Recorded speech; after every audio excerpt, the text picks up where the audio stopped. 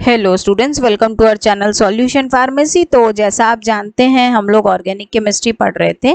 आइए अगला topic continue करते हैं। हम लोग जैसे कि अपना मेथड ऑफ प्रिपरेशन पढ़ रहे थे, तो उसमें नेक्स्ट मेथड है रिडक्शन ऑफ ऑक्सीम्स। अगेन हम लोग सेम रिडक्शन ही करा रहे हैं, बस हम यहाँ पर जो कंपाउंड यूज कर रहे हैं दैट इज ऑक्सीम्स, है ना। तो इसके रिडक्शन में हमारे पास आराम से लिथियम एल्यूमिनियम हाइड्राइड ईथर यही रिएजेंट्स यूज हो जाएंगे जो हम बाकी सारे रिडक्शंस में यूज करते आए हैं। तो जैसे हम बात करें अगर ऐसी टेल्डोक्साइम की, तो ये रहा। इसमें आप देखिए आपने रिडक्शन कराना है, H ऐड कीजिए, है ना। तो यहाँ पर आप जब बॉन्डिंग ब्रेक कराओगे तो ये इस तरीके से बॉन्ड ब्रेक हुआ, तो ये बना CH सिंगल बॉन्ड N, एक कार्बन पे बॉन्ड खाली, एक नाइट्रोजन पे बॉन्ड खाली, तो ये बना इथाइल अमीन।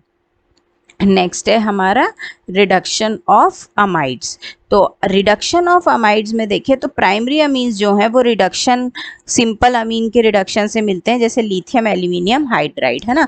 तो इसमें हो गया आपके पास एसीटामाइड, इसका आप रिएक्शन कराओ H के साथ में और आपको मिलेगा लिथियम एल्यूमिनियम हाइड्राइड, है ना। यहाँ पर आप देखो फिर से आप सेम आप ये देख लीजिए जितने भी रिडक्शंस हैं उन सभी में आप एक ही चीज यूज कर रहे हैं, LiAlH4 ईथर। अब आप यहाँ पर देखो आपके दो जो ऑक्सीजन बॉन्ड्स हैं इनको आप ब्रेक करो। अब आपके पास क्या बचा, CH3 CnH2, कार्बन के दो वेकेंट बॉन्ड्स, है ना, और ये O फ्री हो गया। तो हमारे पास 4 हाइड्रोजन्स हैं, एक और एक 2 हाइड्रोजन हमने लगा दिया और 2 हाइड्रोजन के साथ ऑक्सीजन ऐड करके H2O बना दिया। ऐसे ही हमारा जो नेक्स्ट रिएक्शन है that is Hofmann's degradation of amide. तो यहाँ पर अमाइड जो है ये प्राइमरी अमीन में कन्वर्ट होता है और यहाँ पर हम लोग जो है वो ब्रोमीन यूज करते हैं, कैसा, थोड़ा वार्म और उसके साथ में कॉन्सेंट्रेटेड NaOH, है ना। तो यहाँ पर जैसे आप देखो स्टूडेंट अमाइड है ना, ऑलरेडी NH2 ग्रुप प्रेजेंट है। हम लोग का टारगेट पॉइंट कौन होगा, जो NH2 से एक्स्ट्रा लगा हुआ ग्रुप है, ये पोर्शन, है ना। तो हम लोग ये पोर्शन रिमूव कराते हैं और हमारा R को NH2 के पास ले आते हैं। अब इसके बाद जो जो बच गया NaBr NaO2CO3, यहाँ से जैसे CO रिमूव हुआ तो Na2CO3H2O, ये सब हमने बाहर निकाल दिया। नेक्स्ट है हमारा गैब्रियल थैलामाइड मेथड।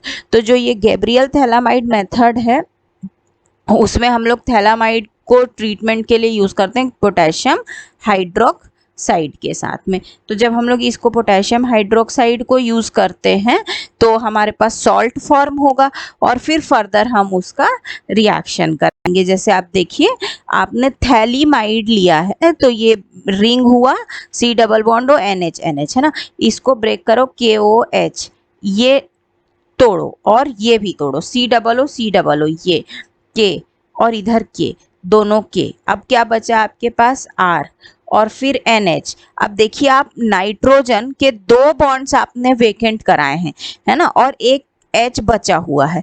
एक जो वेकेंट बॉन्ड है उस पे आप R लगा दीजिए जो ये है, और एक जो वेकेंट बॉन्ड है उसमें आप लगा दीजिए H। तो इस प्रकार से बन गया आपका RNH2 यानी कि अमाइड, जो हमारा डिजायर्ड रिएक्शन था। नेक्स्ट अगर अपन बात करें तो रिएक्शन है हमारा reductive ammunition of aldehyde and ketone. यहाँ अब ये ध्यान रखिए स्टूडेंट्स, ये जो रिएक्शन है ये रिडक्शन नहीं हो रहा है, ठीक है। यहाँ पर हम लोग निकल कैटेलिस्ट के साथ रिएक्शन करा रहे हैं हाई टेम्परेचर। तो ये एसिटल्डिहाइड है, इसको अमोनिया के साथ रिएक्शन कराए H2Ni, CH3CH एक हो गया। यहाँ के ये 2 बॉन्ड तोड़िए, अब यहाँ से एक H है ना बाहर आया। अब क्या बचा, N का एक बॉन्ड खाली हो गया, वो N आप यहाँ लगाइए, ये बन गया NH2। इस तरीके से रिएक्शन हुआ हमारा इथाइलमीन। नेक्स्ट है हमारा reduction of N substituted amide. तो यहाँ पर हम लोग क्या करेंगे, सेकेंडरी अमीन को यूज करेंगे और सेकेंडरी अमीन का जब हम रिडक्शन करेंगे लिथियम एल्यूमिनियम हाइड्राइड के साथ तो मिलेगा हमें इथाइल मिथाइल अमीन। तो जब सेकेंडरी अमीन को हमने लिया, यहाँ पर है CH3 C double bond NHCH3, ये इसको तोड़िए, है ना। अब ये बचा H, है ना, ये तो CH2। ठीक है।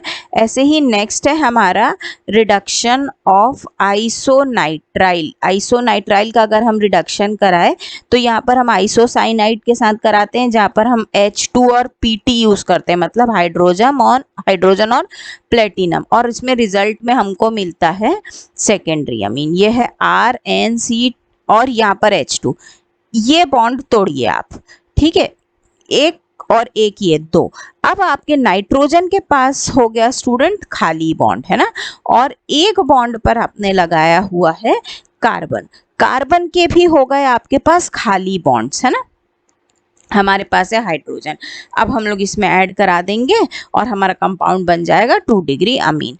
इसी सीरीज में जैसे हमारा नेक्स्ट रिएक्शन होगा reduction of NN di substituted amide. अब आपको कौन सा अमाइड लेना है जो डाई सब्स्टिट्यूटेड हो, जिसमें 2 सब्स्टिट्यूशंस हो।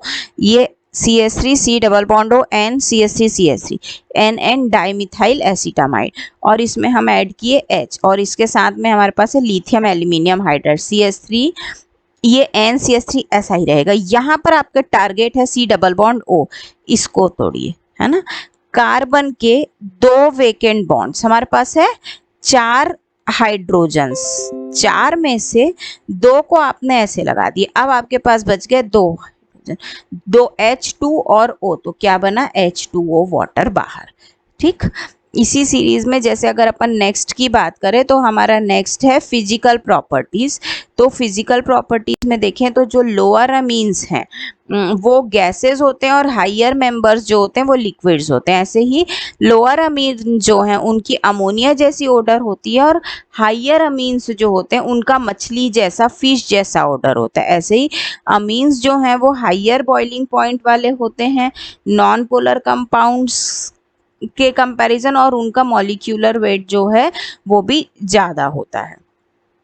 ऐसे देखिए स्टूडेंट्स, जैसे अपन कार्बोक्सिलिक एसिड की बात करते थे तो अपन क्या बोलते थे, एसिडिटी, है ना। तो वैसे ही अगर अपन अमीन्स की बात करेंगे तो अमीन्स जो है because they are obtained from ammonia तो दे आर बेसिक। ऐसे ही हमारा यहाँ एक नया कंसेप्ट आएगा which is known as basicity of amines. तो अमीन्स जो होते हैं वो बेसिक नेचर के होते हैं। क्यों? इनके पास एक अनशेयर्ड पेयर ऑफ इलेक्ट्रॉन होता है, मतलब लोन पेयर होता है, यानी कि 2 लोन इलेक्ट्रॉन्स होते हैं और एक लोन पेयर होता है। यहाँ पर जो लोन पेयर है वो अवेलेबल है, उसके पास कोई रिएक्शन करने को कुछ भी नहीं मिला है, वो फ्री घूम रहा है, वो रिएक्शन करना चाहता है। तो वो अपने आप को रिएक्टिव बनाने के लिए एक नए बॉन्ड का प्रिपरेशन करेगा प्रोटॉन के साथ में, और अमीन्स जो है वो रिएक्ट करते हैं एसिड्स के साथ और इससे बनता है सॉल्ट्स। तो अमीन RNH2Cl, है ना, तो ये H एंड RNH3 और ये Cl minus alkyl ammonium chloride. Amines जो है वो वीक बेसिस होते हैं और पार्शियली आयोनाइज्ड होते हैं एक्वा सॉल्यूशन में, और एक इक्विलिब्रियम आता है आयोनाइज्ड और अनआयोनाइज्ड फॉर्म्स के बीच में। तो स्ट्रॉन्ग बेसिस जो हैं वो कंप्लीटली आयोनाइज हो जाते हैं एक्वा सॉल्यूशन में NaOH KOH के साथ में, और इसमें हम लोग क्या करते हैं कि हम एक एक्सटेंट तक आयोनाइजेशन करते हैं इक्विलिब्रियम कांस्टेंट Kb में, जिसको हम बेसिसिटी कांस्टेंट भी बोलते हैं। अब ये जो बेसिसिटी कांस्टेंट है इसको आप कैसे बताओगे? जैसा एसिडिटी कांस्टेंट होता है ना स्टूडेंट, वैसा ही बेसिसिटी कांस्टेंट होगा। बस डिफरेंस ये था, एसिडिटी कांस्टेंट को हम कार्बोक्सिलिक एसिड के टाइम में Ka लिखते थे, यहाँ पर हम लोग वर्ड यूज करेंगे Kb। तो Kb क्या चीज़ है? बेसिसिटी कांस्टेंट क्या है? ये एक ऐसा कॉन्सेंट्रेशन ऑफ प्रोडक्ट है जो आयोनाइज होता है मोल्स पर लीटर में और डिवाइड होता है concentration of the unionised base के साथ में। देखिए आपके पास अनआयोनाइज्ड पोर्शन कौन है? RNH2, ये आपका डिनोमिनेटर में चला गया। आयोनाइज्ड पोर्शन कौन है? RNH3 और OH, ये दोनों आपका न्यूमरेटर में चला गया। इस प्रकार से जो बना that is PKBE is equal to minus log KB। तो बेसिसिटी कांस्टेंट जो है वो डिस्क्राइब करता है आपका स्ट्रेंथ एक वीक बेस का। तो स्ट्रॉन्ग बेसिस जो होते हैं उनका हाई न्यूमेरिकल वैल्यू होता है Kb में और लो होता है PKB में। ऐसे ही जो वीक बेसिस हैं वो लोअर न्यूमेरिकल वैल्यूज होंगे Kb में और हाइयर होंगे pKb में। तो एलिफेटिक अमीन्स जो हैं वो स्ट्रॉन्गर बेसेस हैं देन अमोनिया। अमोनिया की कंपैरिजन वो एक स्ट्रॉन्ग बेस है। ऐसे ही अगर हम अल्काइल ग्रुप की बात करें तो वो इलेक्ट्रॉन रिलीजिंग है और वो इलेक्ट्रॉन डेंसिटी को इंक्रीज कर देते हैं नाइट्रोजन के आसपास, और इस इंक्रीजिंग का कारण होता है लोन पेयर, है ना। जैसे सपोज स्टूडेंट्स की हमारे पास बहुत एक गुड क्वालिटीज हैं, तो क्या होगा कि जिसके पास गुड क्वालिटीज होंगी बहुत सारे लोग उसके आसपास इकट्ठा होना पसंद करेंगे। वैसे ही तो अगर हमारे नाइट्रोजन के पास ये लोन पेयर है, अब लोन पेयर एक्स्ट्रा इलेक्ट्रॉन है, 2 एक्स्ट्रा इलेक्ट्रॉन है, तो इलेक्ट्रॉन का घनत्व यानी कि इलेक्ट्रॉन की जो डेंसिटी है वो ज़्यादा कहाँ होगी, इसी नाइट्रोजन के पास। तो जितने ज़्यादा number of electron releasing alkyl group होते हैं उतना ज़्यादा अवेलेबिलिटी होता है नाइट्रोजन के लोन पेयर, और स्ट्रॉन्ग होते हैं बेसिस। जितना ज़्यादा होगा, जितना ज़्यादा इलेक्ट्रॉन रिलीजिंग अल्काइल ग्रुप्स होंगे उतना जो बेस है हमारा वो स्ट्रॉन्ग होगा। तो ये था स्टूडेंट्स हमारा remaining portion method of preparation basicity of amines का। आई होप ये कंटेंट आपके लिए यूजफुल रहा होगा। अगर आपको हमारा ये नोट्स चाहिए हो तो प्लीज़ आप हमारा ऐप सॉल्यूशन फार्मेसी डाउनलोड कीजिए, वहाँ ये नोट्स अवेलेबल हैं, आप वहाँ से नोट्स ले सकते हैं। अब हम लोग नेक्स्ट क्लास में केमिकल प्रॉपर्टीज़ पढ़ेंगे। Till then, thank you so much.